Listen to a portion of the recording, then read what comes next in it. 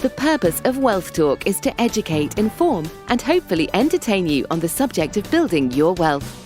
WealthBuilders recommends you should always take independent financial, tax, or legal advice before making any decisions around your finances. Welcome to episode 41 of Wealth Talk. My name's Christian Rodwell, the Membership Director for WealthBuilders, and I'm joined by Kevin Whelan, founder. Hello, Kevin. Hi, Chris. Have you enjoyed your festive celebrations? I did indeed. Thank you very much. I hope you did too. Happy New Year to you and happy New Year to all of our listeners.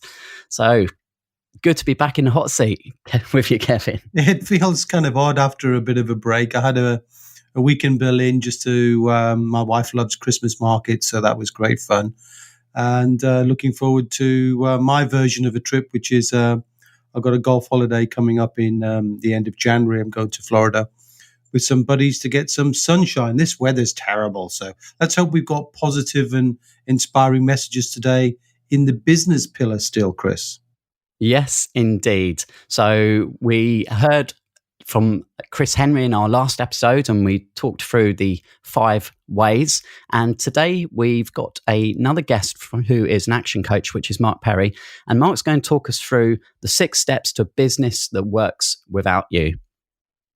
Yeah, and if you think about the whole concept of business, Chris, business is, as you know, and I've said before, my favorite wealth building pillar, but it is the most complex because if you think about other assets we've been talking about in recent podcasts, like, say, investing.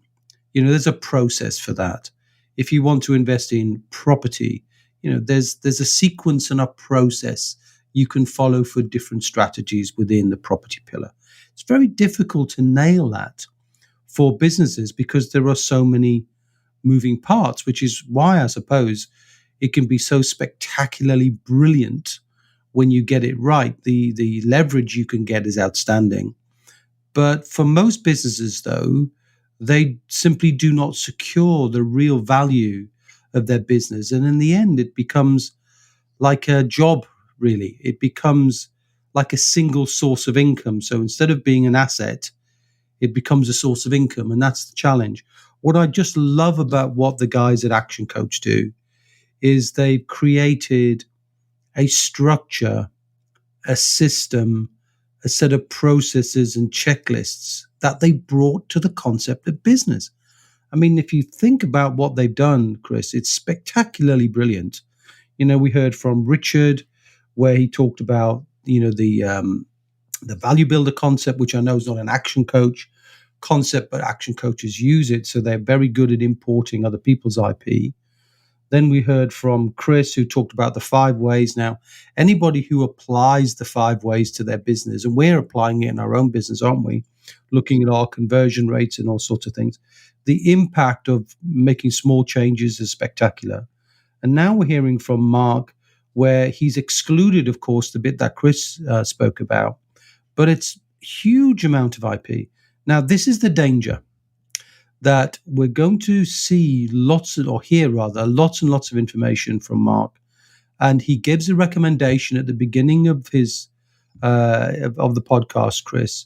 He says to get a template that they've created at Action Coach, and ideally have that in front of you. And I would commend that. I would absolutely recommend you do that.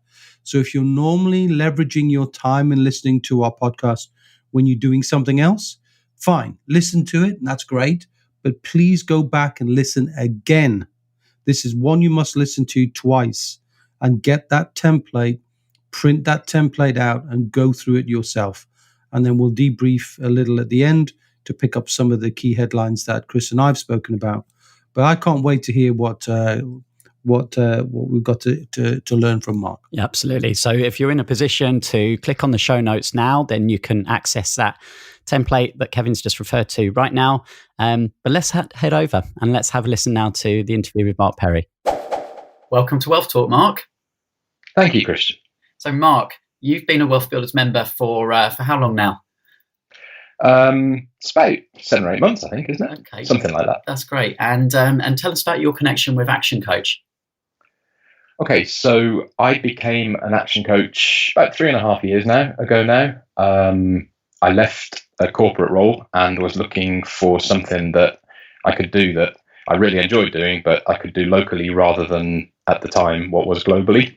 I wanted to be a business coach. I knew about business coaching from somebody else I know in the UK. And I found the ActionCoach franchise, which I decided to become a member of. And that's how we got into it, really. That's it. And obviously, we talk about the 7 pillars within WealthBuilders, and we're certainly entrenched in the business pillar here. Why do you like business in particular? Why do I like business?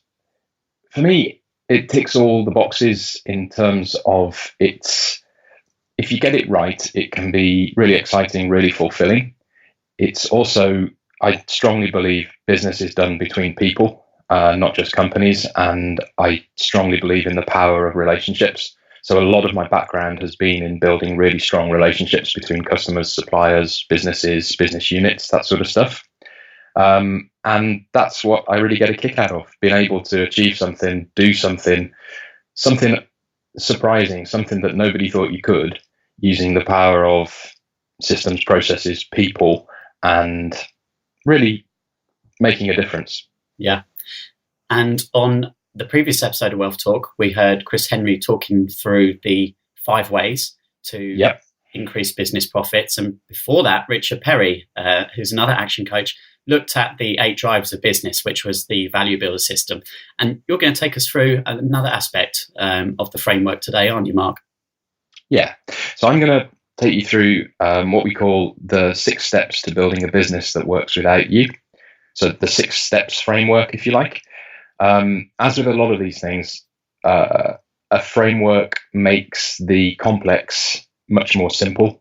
So, Christian, I've given you the PDF of what the 6 steps looks like, and if those of you listening to the podcast, if you have a chance to look at that as we're going through this podcast, that will probably help, because, as we often say, a picture tells 1,000 words. So you have the PDF there. It also will allow people to score their own businesses themselves as a business owner on where they are on this level of 6 steps, which might give them some useful pointers as to what to do with their business next. Yeah, definitely. So I'll link in the show notes. So if you're listening now, you can actually click on the link and that will open up the PDF and you can have a look through as Marc, you begin to explain the first step. Okay, great. So for those of you who aren't able to look at the PDF, we see the 6 steps as sort of the one of the sides of the pyramid. So you've got a series of steps, if you like, heading upwards from the bottom, which is the widest step. And we call this, the first step, we call mastery. This is kind of the foundation for your business. So the first step is the one that we have to make sure is strong enough to allow your business to develop in the way you want it to in the future. So when we talk about building a business that can work without you, as action coaches, we use a certain phrase. We call it a commercial, profitable enterprise that works without you. Now, that does actually scare quite a few of the business owners I talk to, in that quite often they don't want to step out of their business completely. They don't want the business to work without them. It's kind of their baby and they want to see it grow up and keep in touch with it, if you like. So you should see this more as a business that can work without you, because ultimately, if you can get to that point, you have choice. And this is all about building choice for a business owner. It's about choice in terms of how much time you want to spend within the business, and then how much time you want to spend doing other things, wealth building activities, time with the family, sports, whatever that might be. It's also about choice as to what you do within the business, what roles you take, what activities you do if you want to stay within the business. And it's also about choice as to how much time you spend looking after your business. So really what we're looking at here is a system that builds choice as opposed to a system that puts you into one place that you may or may not want to go. So that's what we're looking at. Does that make sense, Christian? It does, because it's a trap that I'm sure you see with many, many business owners, that they actually end up just creating a job for themselves and they're wearing all the many hats and they don't have the freedom that they perhaps got into business for in the first place? Yeah, absolutely. I mean, from the outside, I'm sure people who own and run businesses see this all the time. People think you own and run a business, A, you must be rich, and B, you must be able to take all the time off you want, whenever you want, and spend most of your days on the golf course. For the majority of business owners in this country, I'd say that both of those things aren't realities, but they could be. And that's what we work towards. So if you look at the 6 steps, and we take the first one, for example, this is the master.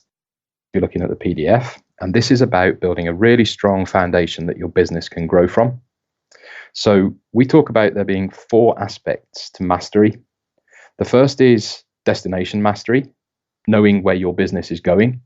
And a really great question for this is something that a lot of people I talk to have difficulty answering, and that's, what does your business look like when it's finished? Now, that talks about a lot of people don't get the idea that actually a business could be finished, because they're thinking in terms of a job that they will just turn up to and keep doing until at some vague point in the future they will retire in some way, shape or form. But first of all, I'd encourage anybody running a business at this point to decide what actually their fixed end point is, whether it's an exit strategy. So if you go back to the podcast from Richard Perry, this may be about building your business to sell, or it may be about building your business to leave as a legacy to the next generation if you have family that want to come through, or it may be about building a business that can run without you so that you can build a passive income. Maybe this is part of your retirement plans, who knows? But whatever it is, it's really important that you get that end in mind as a business owner, because without that destination, without that direction of where the business is going, you may or may not get there. You'll get somewhere, but it might not be where you wanted to go in the first place. So it's really important that we start with the end in mind. And if you look at the destination part of the mastery level, we talk about building a really good business plan. So I'm not talking about a 40-page document that you wheel out once every so often to put in front of the banks. And then for the rest of the time, until you go into the bank again, it sits in the drawer of the finance controller's office. I'm talking about a business plan that you can use to show and motivate your team, inspire your team to help them move their business in the right direction and get it where it wants to go. We also look at, okay, so what are the 10, 5, 3, and 1 year goals for your business? Now, some businesses don't have 10-year goals. One of the businesses I'm working with at the beginning was absolutely very clear. They wanted to build a business they could sell within 3 years. That was it, done, finished. They weren't looking 5 years, 10 years. They were out of the business at that point. So it's whatever the long-term future is for your business that counts. And then once you've got your 1 year view, where do you want to get to in a year?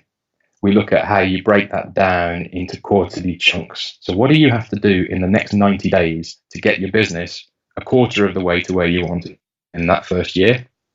Because if you manage to do that, you'll manage to hit your first year, then you'll manage to hit your third year, and then you take your business to where you want it to go.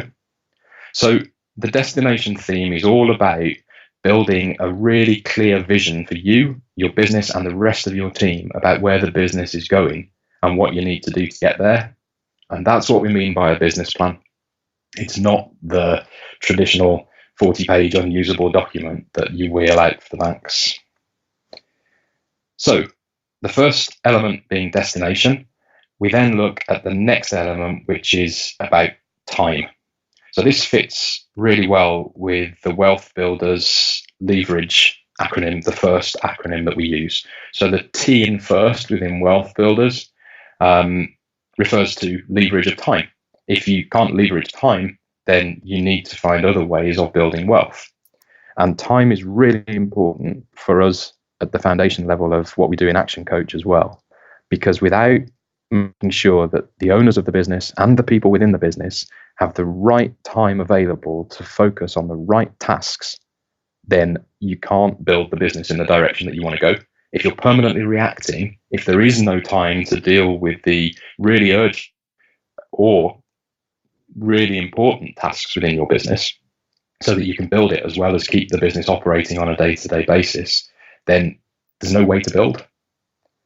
So those two are probably the elements that the majority of people I talk to in the first instance want to fix within their business.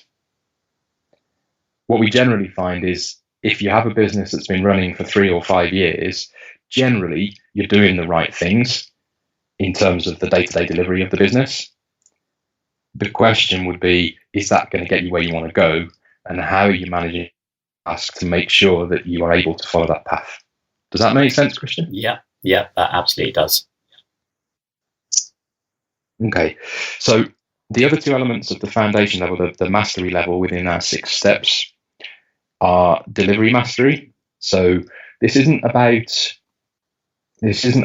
having the best delivery of whatever product or service it is that you do in your marketplace, even at this point, but it is about building a consistent experience for your customers, so that when we get to the next level, which is all about growth, building customers, building orders within your business, that you're not losing customers as quickly as you're bringing them in.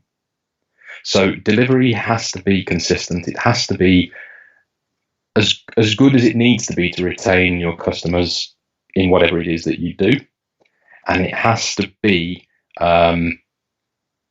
process driven, so that the experience that customers receive is great and it's consistently great.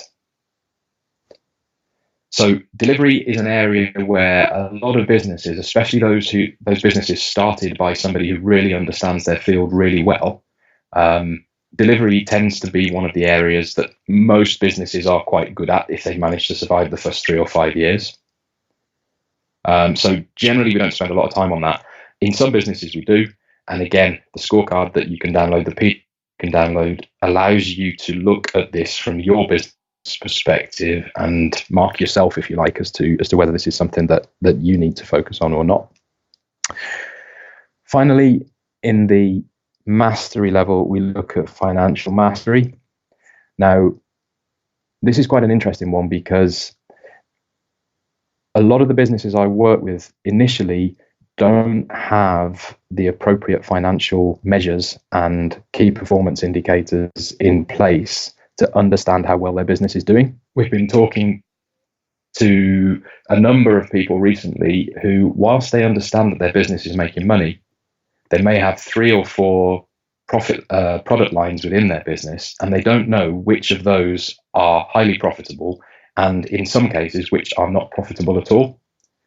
So when we talk about financial mastery, we talk about the basics. So the basics being a monthly profit and loss statement that you can analyze and make decisions with. Also, a good view of your debtor balance, so your debtor days, your days sales outstanding, your receivables, if you like. And again, you'd be surprised how many businesses are profitable, but are allowing so much of their money to sit within other people's bank accounts because they're not being paid on time. And we also, as a basic, would look at cash flow. So the 3 basics, P&L, debtors, and cash flow, are absolutely the minimal levels of financial mastery you need to get to be able to run your business. A little bit more sophisticated then, we go into product line profitability. We go into understanding and leverage on the balance sheet. We look at break-even point, which is back down to product line profitability. And we can start looking at turning your financial numbers into some sort of dashboard that you can use to let you know if you're still on track in terms of where you want your business to go. So in terms of the mastery level, those are the 4 key elements of what you need to get right in order to build a foundation that your business can grow on. Yeah, I like that. So just to recap for everyone listening now, so of the 6-step pyramid, we've just covered step 1, which is mastery. And that's almost got 4 building blocks, hasn't it? There, destination, time, delivery, and financial. Yeah, that's right. And what you find is most businesses, you don't need to go into all of them at the same time. There will be 1 or 2 that need some attention, and the others will generally be going okay. The other element you find is as a business grows and scales, It's not linear. You tend to go in growth spurts, then in consolidation phases, then another growth spurt, then a consolidation phase. And as you go through each consolidation phase, it's good to look back at the foundation level, the mastery level, because the foundation for a smaller business may not be the suitable foundation that you need to get to the level of growth, maybe 2 or 3 phases further on. So we do keep coming back to that to make sure that your foundation is strong enough for the next level of growth. That's great. And that second step, Marc? Okay, so the second step we call niche. Now, a lot of this, we've got 6 elements to niche. 5 of them are the 5 ways, which Chris Henry explained to us all on the last podcast. Mm-hmm. So I don't intend to go into those. But what I would say about niche is the principle of niche is to build a business that is special enough, that is niched enough to be able to take you away from purely fighting on price. The principle being that, okay, you need to be charging a price that is realistic in your marketplace, but it doesn't necessarily need to be a low one. It needs to be in the ballpark, but you can certainly be top end. And if you look at the first element of that, your unique selling point, your USP, and the guarantees that you offer are a good way to think about how you build your specific niche within your industry. Because if you can get that right, all of a sudden you can compete on things other than price.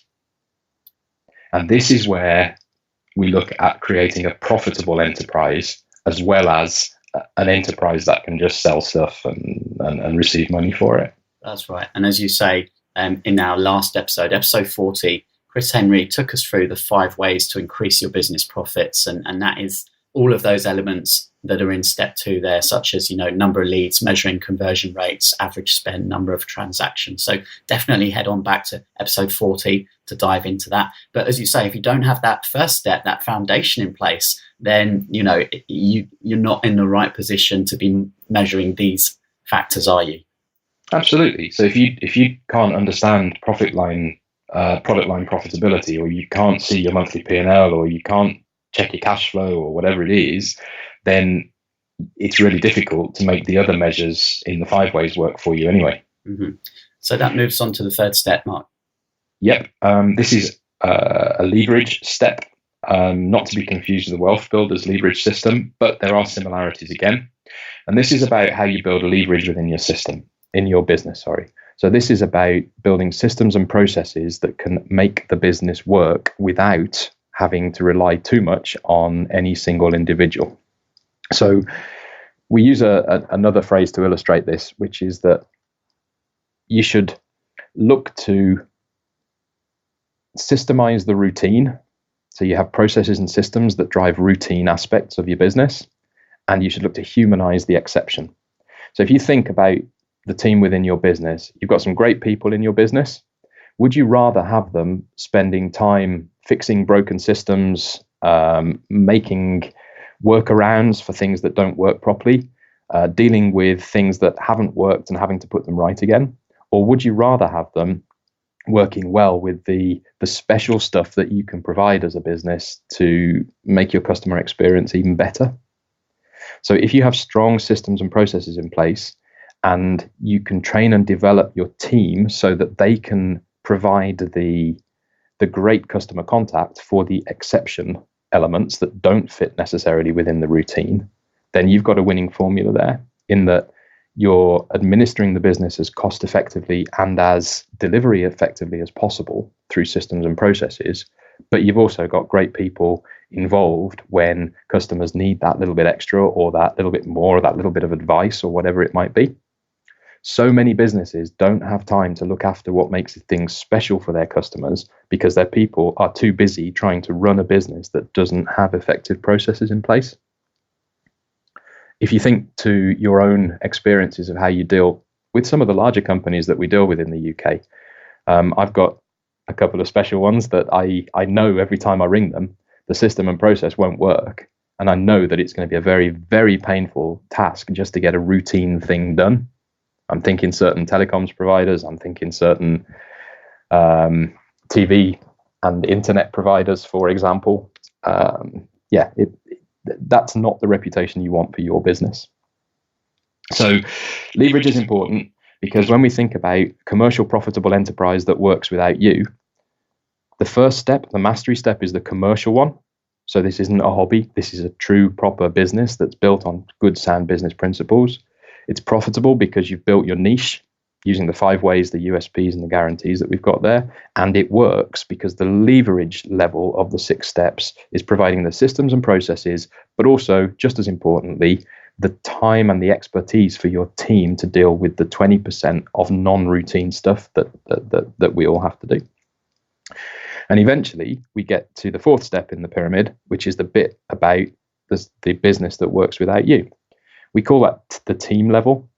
So if you think about a business that can work without you, I'd encourage everyone listening to this from the perspective of a business owner to actually just take a moment and draw out the organization chart that your business will need to have in the next 3 to 5 years that will make sense for the business, that will help the business work and operate really well, and see where your name, in which boxes your name has to be. Because realistically, what we want to be designing here is an organization that doesn't need you to be in any of the boxes. So as you get through the layers of the people who do the work of your business into the management layers maybe of your business, who's in that box that says MD or general manager or whatever it is within your business. If that's you and you want it to be you, that's fine. How much time do you want to put into that? How do you want that to work? For everything else, it's about how do you make sure that you are building the right team to allow you to step back to the extent that you want from your business in that period of time. Now, some of my clients, what we've decided is actually we're going to start building our own team bottom up. So they have mini academies, if you like, where they bring apprentices into the business, which allows everybody within their business to progress through. And we kind of build people into the employees that we want for those companies so they don't pick up all the bad habits from the rest of the industry. So that's one way of doing it. Another way of doing it is having amazing recruitment systems so you know how to get the right people. And the right people is not necessarily all about skill. Yes, people need a minimum skill level, but they also need to have the right attitude, be the right people, fit with the team, and be able to make it work. Finally, we look at things like the environment of the company. What's the company culture? How's that being led and managed? What's the points of culture within the company that allow people to really enjoy coming to work there, know that they're delivering a really worthwhile day's work, but actually they're also working hard and appreciating the fact that the company is working for them. So the team level is all about the right people in the right places within your business and understanding where you fit within that. So those 4 levels build the commercial profitable enterprise that works without you. The final 2 levels, the final 2 steps within the 6 steps, synergy is about the one that says, okay, so at this point, you've got the right team in place. You understand how to make your business work from a process perspective. You understand how to build the sales and marketing machine for your business through the niche elements, which is USP, guarantee, and 5 ways, and you've got a really strong foundation. So in theory now, you have everything you need to build the operating manual for your business, which means if you want to replicate that business, let's say you have a trade business somewhere in the north of England, a plumber or an electrician somewhere in the north of England, and you want to replicate that in the next county, or maybe in the Midlands or the south of England. What you have, if you've built the structure right, is the operating manual that teaches you how to do that. A little bit like McDonald's when they open a new McDonald's franchise. It's written down how you go about doing it, from how you acquire the land to how you build the restaurant to how you recruit the team and so on. So it's quite easy to replicate. And finally, the 6th level is when actually you stop being the business owner. And if anybody's read Rich Dad Poor Dad by Robert Kiyosaki, this is the transition from business owner to investor, if you like. So what you've created here, and we call this the results level, is the results from the business that you've grown and replicated, and you no longer have to be working in for all of your working week to be able to generate the leverage in terms of financial leverage, systems leverage, and time leverage, going back to the WealthBuilders first system, to be able to invest more rather than run the business. So this is when you become the investor. Now, that might be more outlets in your business. That might be other businesses. It might be property. It might be stock market investments. It might be some other form of passive income. But that's when you stop being the owner of a business and you start being an investor with that business in their portfolio. Does that make sense, Christian? It certainly does make sense, Marc. That is really, really insightful. And I'm looking at the scorecard as we're talking through this. If, as mentioned earlier, you haven't got access to that, then definitely do click on the show notes and download a copy of this, because it's got everything laid out. In fact, there's 20 different aspects there. I'm just counting them up, Marc, where you can actually score yourself out of 10. And it's incredible. So thank you so much for sharing that with us, Marc. And I know that is going to be of huge value to everybody who's focusing on their business pillar. And thank you for your time today. No problem. And Christian, as you said before, if anybody wants to talk this through in a bit more detail, because it is quite a complex framework that it's difficult to explain in a very short period of time, then there are other action coaches. There's myself within the Wealth Builders program. Feel free to contact me. We also have Chris Henry, Richard Perry, Chris Warham, and William Roig within the Wealth Builders community, and I'm sure all of those would be happy to help anybody further with this if they wanted to talk through the 6 steps again. I'm sure they will. I appreciate that. Thank you, Marc. No problem. Thanks, Chris. Right, so Marc has taken us through quite comprehensively there a system to allow anyone to really create a commercial, profitable business that runs without you. What were your thoughts there, Kevin? Well, as I listen to it, and you hear the levels, and you can see it very clearly if you've got that template out. You've got what's like the pyramid structure, isn't it, really, which is the niche, which then really is just getting you to start to establish yourself in business and get consistency, consistent cash flow, consistent delivery, getting your handle on the numbers. You've really got a sense that you're no longer just learning how to be in business. You're getting results in business that start to be predictable. And so the levels go up. But what it reminded me of, Chris, I don't know about you, although it doesn't look the same, it felt a little bit like the 5 levels of wealth. So first level of wealth, which is when you're trying to identify where you are. So in wealth speak, we talk about, is the income that's recurring month by month from your assets enough to pay your bills that would enable you to essentially cover your life costs? And if not, you're a level of insecurity. Well, in a business, that's level niche, isn't it? That's saying, get a handle on your business, because it isn't yet allowing you to be free. You're probably, for many people in the business at that level, still maybe earning less money than you might make in a job, or certainly putting in longer hours. I love spending time on my holidays, and I talked about it at the beginning. But many people in businesses at niche level are really working every single hour that God sends, aren't they? And we see this, don't we, Chris, all over the place. The second level is once you've achieved that niche and using the 5 ways, and then you get into leverage, which is then you've got that security, you've got the feeling that everything is working. You can then start to focus on the people and the delivery and the money and the systems and the technology. And that felt like it was the right step too. And then it was moving up towards independence, where you're building a team around you. You've got recruitment sorted. You've got the right culture. You've got the whole process of building a team, and your team are buying into the story and the culture of the business. And then finally, you're getting to a place of essentially getting all those results with the people around you. So in truth, you are no longer needed. And in the end, all good businesses must be built that way, because a good business is not dependent on the owner, is then capable of being sold, whether it's sold to yourself and you keep it, whether it's sold to an acquirer, whether it's sold to a family member, or whether it's sold to employees. And I use the word sold loosely, because only really selling to an acquirer will give you a premium price for the work that you put in. And I encourage everybody to think about that first. Then it felt a bit like the level. So when I listened to it, I almost felt there was a natural synergy between Wealth Builders and Action Coach in the way that they articulate their system and processes, in the same way we've applied the thoughts to wealth building, Chris. So I was really impressed by it.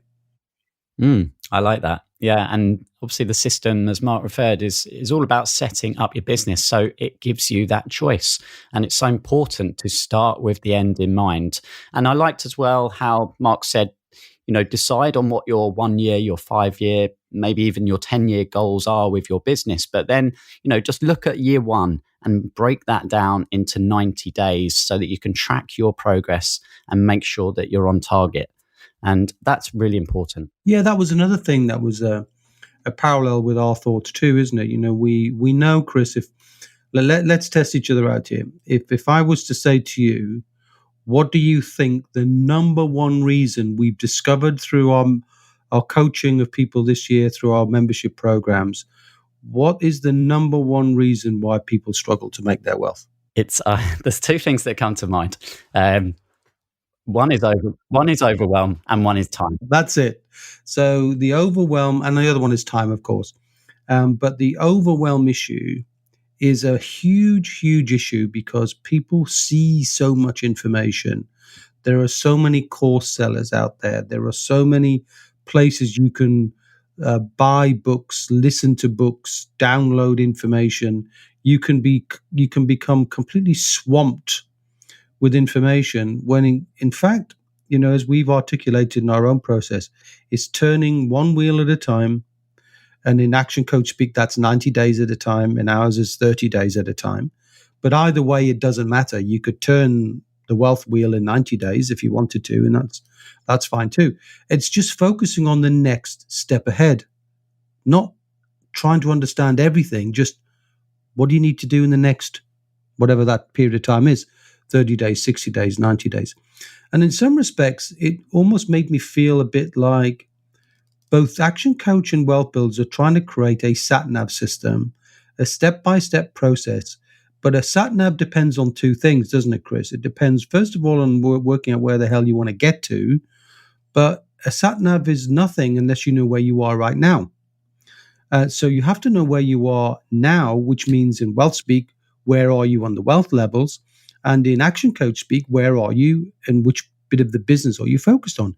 Is it niche? Is it leverage? Is it team? Is it synergy? And once you begin to get the language of this, it should be really easy to know, A, where are you? B, where are you going? Not necessarily in 10 years, but say in the next 90 days, even if it works backwards from the next 12 months, then you've got yourself a process you can follow. And I think the two things go hand in hand. And we at Wealth Builders will never be, as clued in on the intricate workings of the systems of the IP that Action Coach have taken decades to discover. And while, we have an affinity to Action Coach, I would say whoever you can get support to help you understand where you are in your business, whether you want to start a business, and to follow a process, whatever process resonates with you, get yourself a coach. Wealth building, business building is done better when you've got accountability and you've got someone who can steer you in a direction rather than you get caught up in the swamp and the quagmire that is the overwhelm of information that's out there. And whoever you choose, whoever you resonate, please, please, please do that in 2020. Get some kind of support from somebody you truly resonate with, who you understand what has got some expertise in what you're looking to learn, and you feel an affinity that their outcome and your outcomes are aligned. And that's what I would encourage everybody to do for the next 12 months at least. I would completely agree with that. And if anyone would like to find out more about Action Coach, then we can put a link. Let's do wealthbuilders.co.uk/Action Coach, and we can showcase all of our guests from the previous few weeks, including Marc today as well. So if anyone would like to get in touch with them directly, then that would be a good place to do so. Well, that would be great. And I think there's something like, I'm not sure because, I don't know the exact numbers, but I think, there's over 150 coaches, maybe even 200 coaches in the UK. So there's bound to be somebody close to you And we can certainly help try and, match up people to expertise. I mean, for example, some people are experts in a certain field of business, and that would be more helpful. Others are more generalist. But either way, whether it's wealth coaching, whether it's business coaching, whatever you're doing that's going to build your wealth in some way, I would just encourage you to find a coach that will help you. So we've covered the business pillar quite extensively, Kevin, and we certainly have an eye on the next pillar, which is intellectual property. And it kind of flows, doesn't it, from business into intellectual property very often? Well, if you think about it logically, you only have intellectual property that's seriously worth transferring when you get to the point in your business or in your life that you've done it enough times that you can prove it, and then you've got enough freedom of time to be able to craft that into a message that other people would want to buy, whether they buy it in terms of simply getting access to it online, offline, in books, or whether it's training, or whether it's coaching, whether it's mentoring, whatever it would be. But I think there's one more area. I don't know whether we could tie this up, Chris, before we finish business. If not, we'll bring it in pretty soon. Is I do want to spend a little bit of time, at least one podcast, on the art and science of selling a business, because we've talked about, a business as a wealth creation asset. If it isn't, it can end up being, a time-sucking, life-draining thing as well. It can really, instead of walking away wealthy, a lot of people just walk away weary. They don't get the outcome they want from their business. And I want to change that by bringing at least one or two people who've got experience in understanding how businesses can be sold and how to position your business, that at least gives you a sense of what your business is truly worth in a way that you don't have that option with many other assets. You don't have that same ability to create a massive exit strategy like you do in business. That sounds good to me, Kevin. I look forward to that episode. Yeah, I look forward to. I've got a couple of people lined up, Chris. So it might be the next one, or it might be in the next few weeks. But either way, it's definitely on the table. Thanks for your time today, Kevin, and thank you to everyone for listening to Wealth Talk. Cheers. See ya. We hope you enjoyed today's episode. Don't forget that we are constantly updating our resources inside the WealthBuilders membership site to help you create, build, and protect your wealth. Head over to wealthbuilders.co.uk/membership right now for free access. That's wealthbuilders.co.uk/membership.